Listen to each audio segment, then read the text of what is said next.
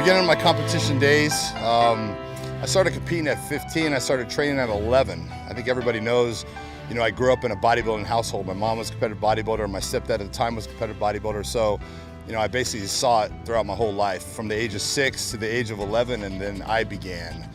My first show was, it's funny because my coach came up to me and it was a bodybuilding show. It was a high school bodybuilding show. They wanted 2 people from every high school all over California to compete in this teenage show. And so my coach obviously picked me at the time, and that was my first show. And from that point on, I just continued to compete in teenage shows. I did a total of 13 teenage competitions, which teenage shows back then was really big. Right now, you know, it's not real popular. Teenagers are doing other things. But back then, you know, it was probably go to a teenage show and there's like, you know, there'd probably be 15 to 20 guys, you know, in the show, which was amazing.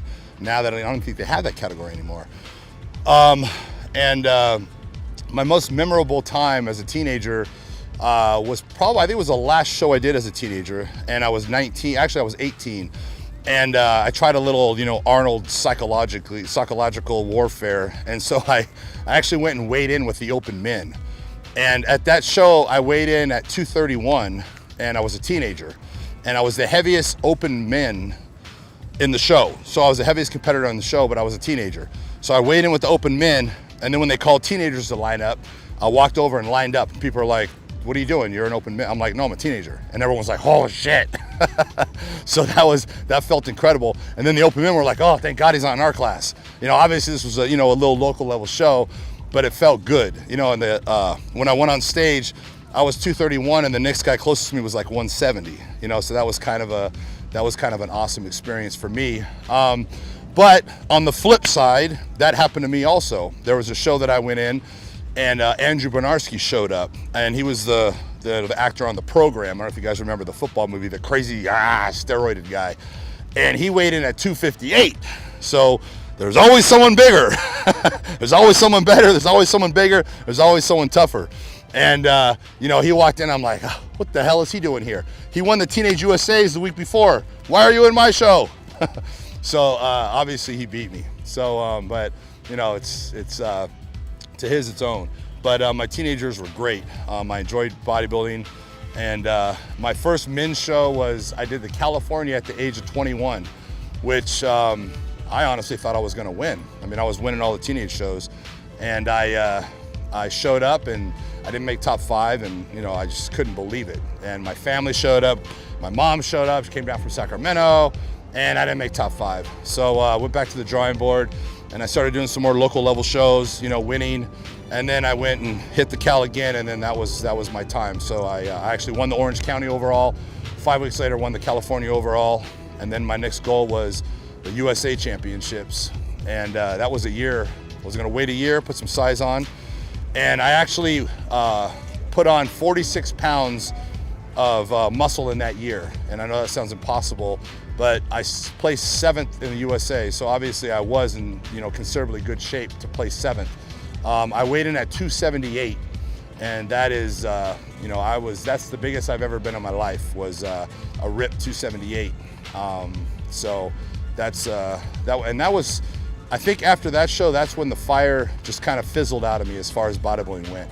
I had other things going on. I was buying real estate, I was doing this, and I had other things going on, and I still had the love for it, but it wasn't my #1 priority. Up until that point, bodybuilding was my life. That's all I cared about. I didn't care about my girlfriend. I didn't care about this. I didn't care about my job. I didn't care about my family. Like, all I care about is that trophy. That $5 trophy meant more to me than anything, you know, and it's a sport. And that's if you're an athletic competitor and you want to be #1, that's how you have to be. You know, you have to want it more than anything else in the world. And, you know, that's the way I was. When I decide to do something, I'm going to do it. I'm going to do whatever it takes, and put all the effort in I can. And, you know, that's just the spirit of a champion. And, you know, realistically, I should have done the USA the following year, and I think I could have easily won if I had continued that route, but I didn't.